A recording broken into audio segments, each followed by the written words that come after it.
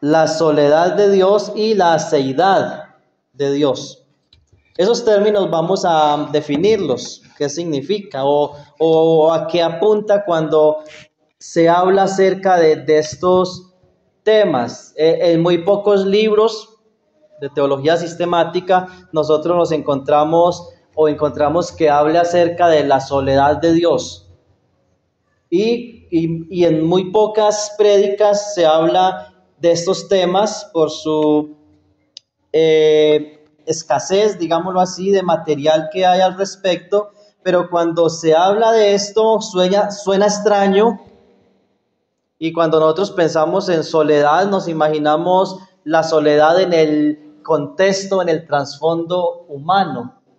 Cuando el ser humano se siente solo, está deprimido, está a punto de tirarse de un puente. Veíamos con mi esposa hoy un letrero en el parque, alguien lo escribió así con aerosol. ¡Qué soledad!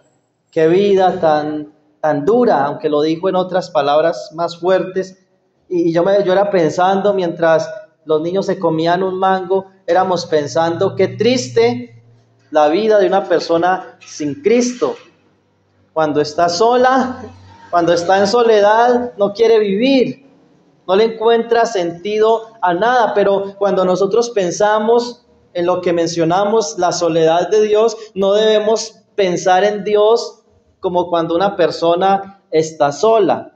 Y se refiere a la cualidad de la unicidad de Dios, no en el sentido como lo creen los unitarios, sino en que Dios es único y entrelazado con la eternidad. Como Dios ha existido siempre, hubo un momento, no sabemos cuánto tiempo, aunque no se puede medir con tiempo por ser eternidad, pero hubo un momento en la historia donde estaba solamente Dios, porque solo Dios es eterno, y al solo Dios ser eterno, y cuando hablamos de solo Dios nos referimos a Dios el Padre, Dios el Hijo y Dios el Espíritu Santo como el Dios eterno. Y hubo un momento cuando estaban solo Dios el Padre, solo Dios el Hijo, solo Dios el Espíritu Santo, y lo demás, el resto de cosas, el resto de seres, sean angelicales o sean seres terrestres, digámoslo así, seres humanos, animales, ángeles, querubines, serafines, aún Satanás, que fue uno de los querubines más potentes, más poderosos que existieron en alguna vez en el cielo, todos son criaturas. Y eso tenemos en común los seres humanos y los ángeles y los animales y el universo, que todos fuimos creados, Dios no. Entonces vamos a mirar un pasaje, Génesis 1:1, un texto muy conocido, y Éxodo 15:11, Éxodo 15:11, donde nosotros vamos a encontrar algo maravilloso en cuanto a la esencia de Dios. Génesis 1:1 dice: en el principio creó Dios los cielos y la tierra. La Biblia, los autores bíblicos, en este caso Moisés, quien es el autor del Pentateuco, dice: en el principio creó Dios. Dios, todo lo que existe tuvo un principio, tuvo un inicio, tuvo un momento donde comenzó a existir, pero Dios es la causa de todo lo creado. Todo tiene una causa. Hay una ley, ¿cierto? Causa y efecto. Nosotros somos el efecto de una causa. La causa es Dios. Así que para que todo exista, se necesita una causa, un ser necesario. lo llaman los filósofos. Un ser necesario para que todo exista, para que la vida misma exista, es necesario ese ser necesario, valga la redundancia, el cual es Dios, del cual los autores inspirados por el Espíritu Santo van hacia atrás y dicen: en el principio creó Dios. La historia humana, la historia aún del universo, aunque algunos teístas que no son creacionistas dicen el universo lleva millones de años, nosotros entendemos que Dios lo creó. Y así haya sido millones de años, fue creado por Dios, intencionalmente, no como un accidente cósmico.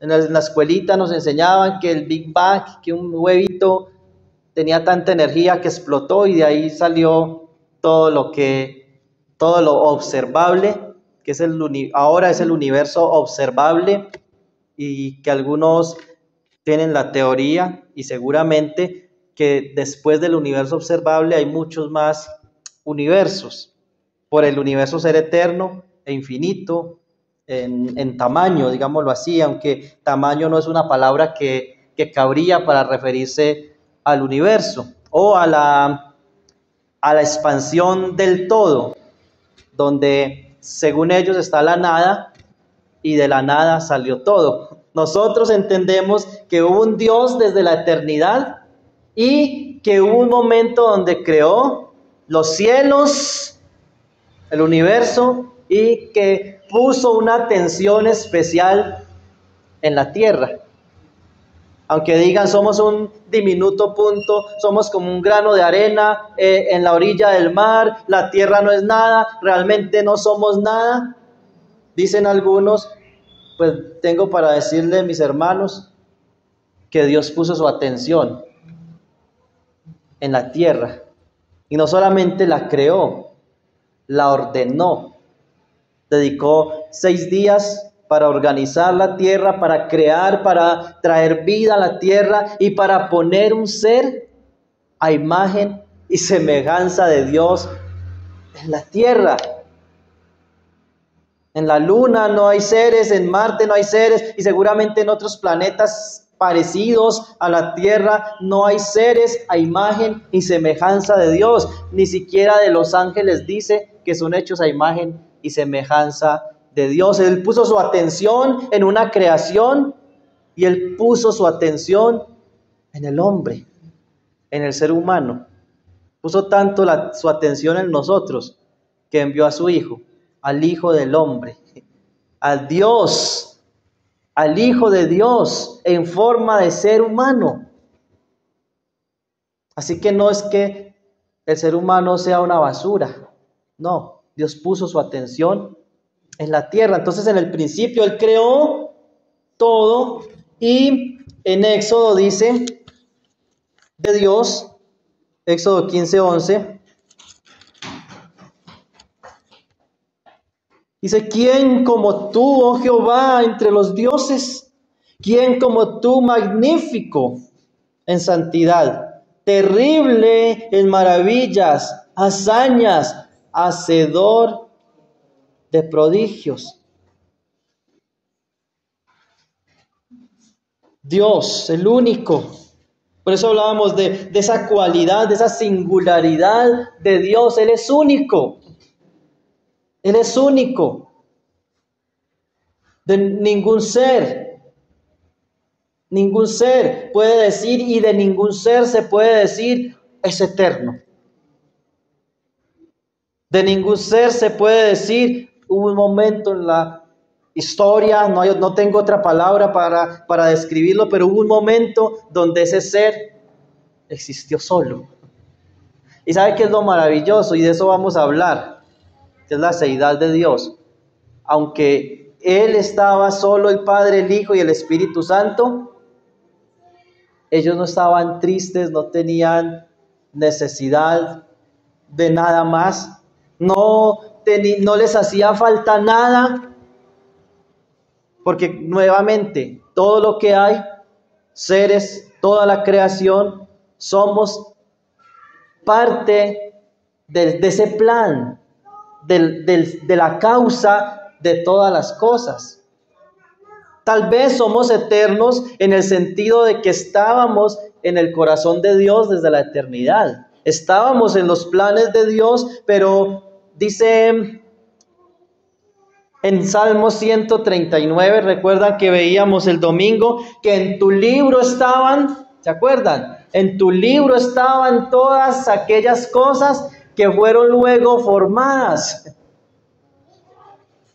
Y no es que Dios tenga un libro físico porque tenga mala memoria. Es una manera de los poetas decir: en tu corazón, en tu plan estaban todas aquellas cosas que fueron luego formadas.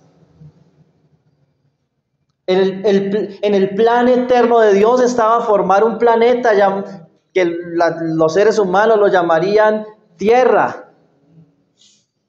Aunque los autores bíblicos también se refieren al mundo como tierra. De Jehová es la tierra y su plenitud.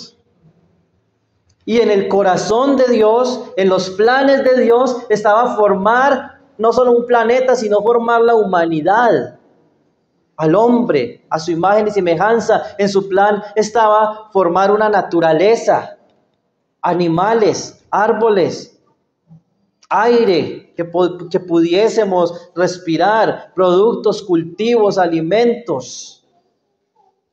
Y Dios puso al hombre en la tierra y el trabajo era nombrar los animales, descubrir cosas. Aún Dios le dijo: de todo esto pueden comer. No es casualidad. No es casualidad que el hombre haya descubierto el maíz, que fue el alimento principal de nuestros ancestros. No, Dios lo puso allí. Dios lo puso allí. Hermanos, estábamos en el corazón de Dios, pero hubo un momento donde comenzamos a existir. Cuando el Señor no había creado a nadie. ¿Saben algo, hermanos? Aún sin Él haber creado a nadie, Él era completo. Él estaba completo. Él era autosuficiente. Él estaba satisfecho. Él no tenía necesidad de nada. Nada cambiaría su alegría, su gloria. Él es inmutable, ¿recuerdan? Que hablábamos de la inmutabilidad de Dios. ¿Qué significa que Él es inmutable? Malaquías 3:6. Porque yo, Jehová, no cambio. Ese Dios que hace millones y millones y millones de años en como el ser humano mide el tiempo, cuando no habían hombres, cuando no habían ángeles, era el mismo.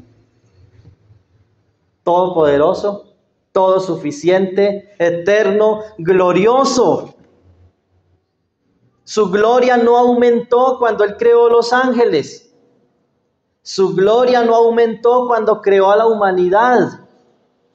Y su gloria no disminuirá si toda la humanidad se fuera al infierno, cosa que no va a suceder, porque para eso Él envió a su Hijo, ¿cierto? Para salvar a los pecadores. Pero si más de la mitad, si el 90% de la humanidad se perdiera en el infierno, su gloria no va a disminuir.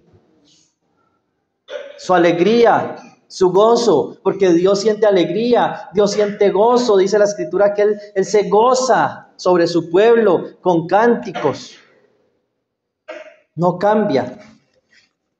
Ven, hermanos, la relación entre los atributos. La soledad con la eternidad, con la inmutabilidad. Hermanos, ese es nuestro Dios. Él hizo todo, no porque le hiciera falta algo, sino por su voluntad soberana. Efesios capítulo 1, versículo 11 dice, Efesios capítulo 1, versículo 11,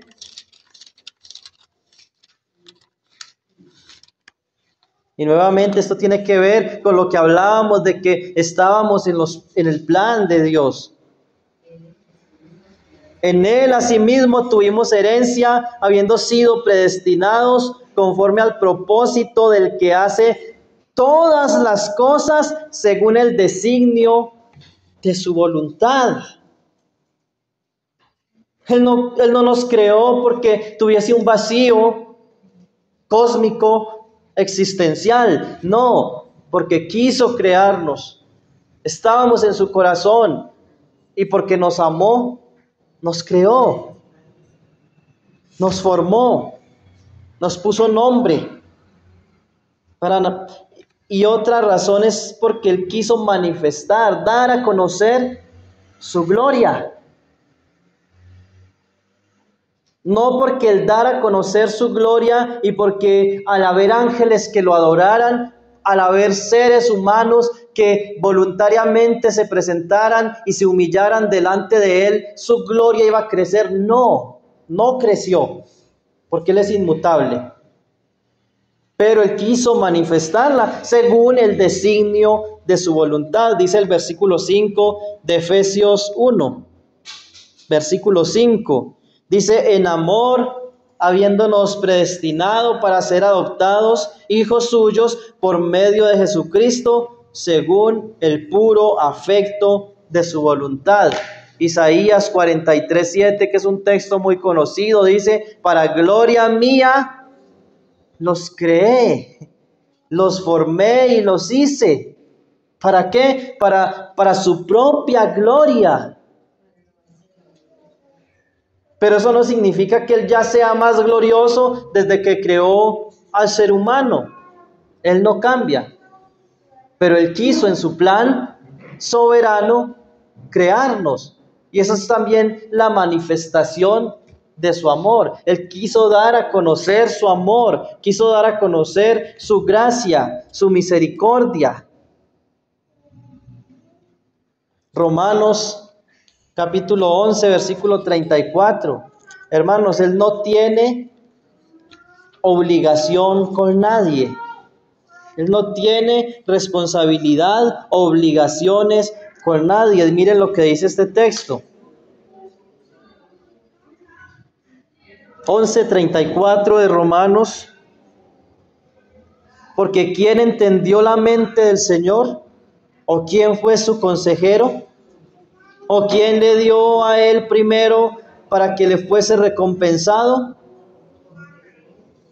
¿Cuál será la respuesta lógica a estas preguntas? ¿Cuál será la respuesta teológica, la respuesta bíblica? ¿Quién le dio a Dios primero para que fuese recompensado por Él? ¿Quién fue su consejero?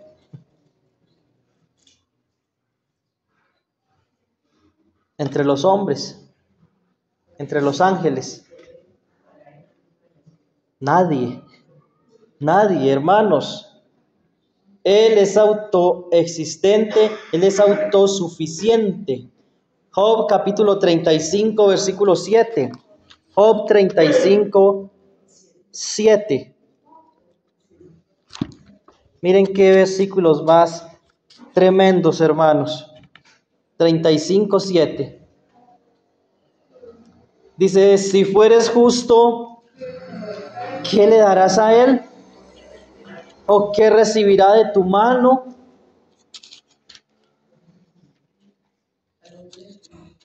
Este hombre Eliú es de resaltar que no hay un reproche para Eliú.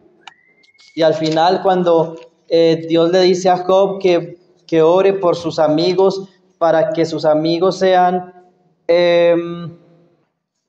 perdonados, dice que oró por Elifaz, Bildad y Sofar, mas no por Eliú. Y Eliú dice estas palabras: si fueres justo, ¿qué le darás a él? Ni tu justicia afecta a Dios, ni tu pecado afecta a Dios, en el sentido de que no puedes cambiar el gozo de Dios en el sentido de cómo nosotros entendemos las emociones. Esta doctrina se llama la impasibilidad de Dios. ¿Qué es la impasibilidad de Dios? Dios no tiene sentimientos como los nuestros, Dios no tiene emociones como las nuestras. En otras palabras, Él no es como nosotros. Su ira no es como la nuestra. Su enojo no es como el nuestro. Así que si tú eres justo, eso no va a hacer que Dios cambie en su gloria. Y si tú eres el más vil de los pecadores, eso no va a hacer que Dios disminuya en su gloria. Hermanos, por eso es que todo lo que nosotros recibimos de Dios, todo lo que tenemos de Dios, es por su gracia, por su misericordia. Él nos creó a su imagen. Él se deleita en su pueblo. Él quiere ver a su pueblo humillado. A un corazón contrito y humillado, Él no lo desprecia. Pero así como Él en la eternidad, aun cuando no había creado a nada ni a nadie, Él era autosuficiente, Él lo seguirá por la eternidad, contigo o sin ti. Él es el mismo. La palabra del Señor también habla de qué son las criaturas comparadas con Él, en ese sentido de su eternidad, de su grandeza. Isaías 40:15. Profeta Isaías, es tremendo de la manera en cómo Isaías describe a Dios. Y en este capítulo 40, verso 15, dice,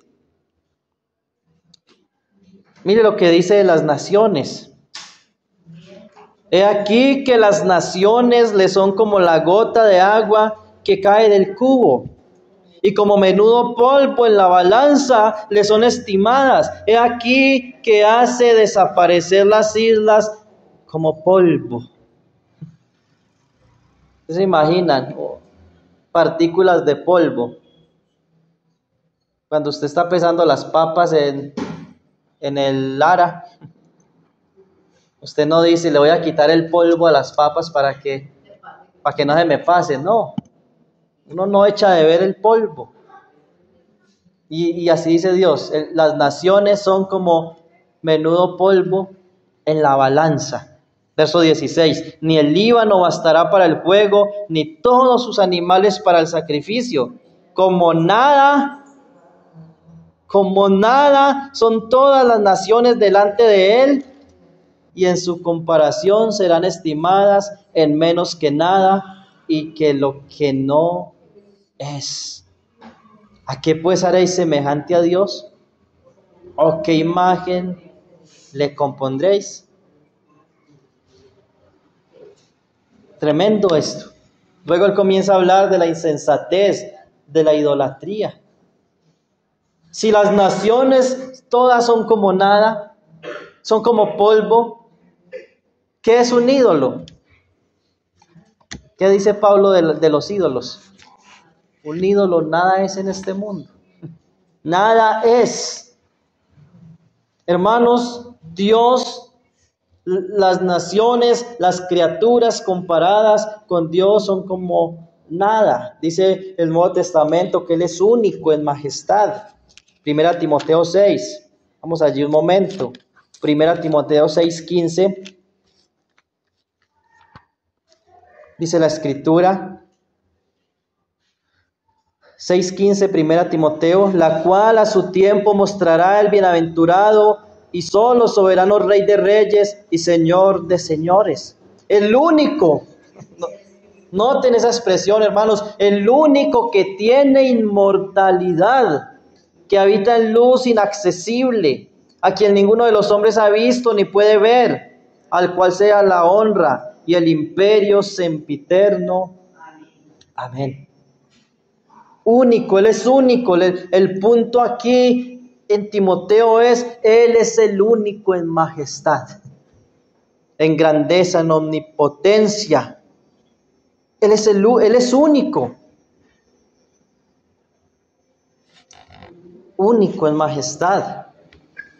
Dice Job 26:14, que todo el poder, que la palabra de Dios, que la revelación de Dios en los grandes monstruos marinos, en el mar, en la creación de cielo y tierra, su revelación escrita, su revelación natural, todo esto es solamente el susurro de Dios. Solamente el susurro de Dios. Dice allí en Job 26:14. Leámoslo. Job 26:14.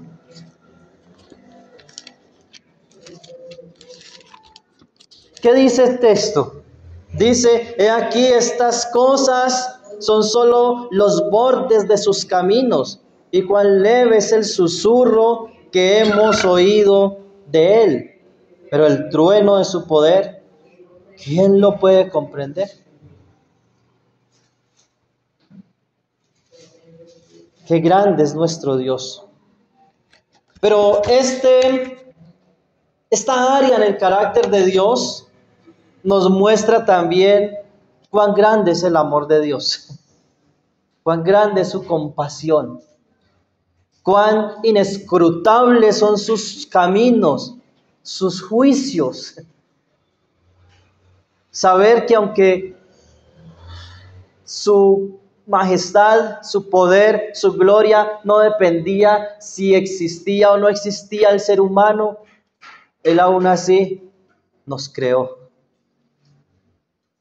Nos creó y se deleita en su pueblo. Se deleita en su pueblo. Se goza en su pueblo. Bendice a su pueblo y es glorificado en medio de su pueblo. Es glorificado en la tierra que Él mismo creó. Por eso dice la Escritura que para gloria mía los he creado. Dios el Padre, Dios el Hijo, Dios el Espíritu Santo, allí en el cielo o en el lugar de su habitación, allí ese Dios único Dios manifestado en tres personas, allí Él decidió por su propósito soberano, como leímos en Efesios, crear el universo, crear la tierra. En esa tierra crear a un ser que iba a ser a imagen y semejanza de Dios y les daría la libertad en el huerto del Edén de obedecer a Dios, de someterse y honrarlo o deshonrarlo. Y el hombre escogió deshonrarlo al tomar del fruto de la ciencia del bien y el mal. El ser humano falló, el ser humano cayó, pero ya estaba planeado por Dios enviar a su Hijo. Ese Dios, Hijo único y eterno,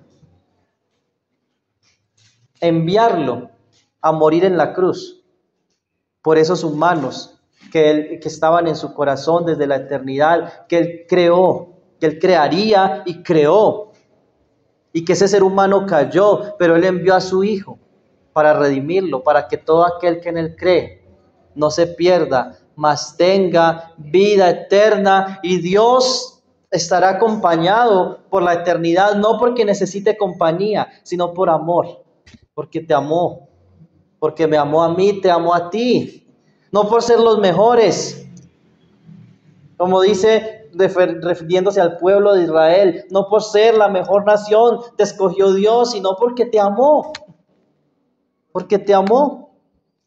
Y un día tú escuchaste el evangelio, el llamado del Señor, y tú confesaste con tu boca, tú creíste en tu corazón que Jesús es el Señor, y al creer en tu corazón que Jesús es el Señor, ahora tú tienes vida eterna. Vida eterna. Así que estarás con el Señor siempre, como dice 1 Tesalonicenses 4:17, y así estaremos siempre con el Señor. No solo 1000 años, no solo 1.000.000 de años. Siempre. El lugar no va a ser lo relevante. Si es el cielo en la tierra, si es el cielo suspendido en el espacio, si es el cielo en otra dimensión, el lugar no va a ser relevante. ¿Por qué? Porque estaremos con el Señor siempre. A Él sea la gloria.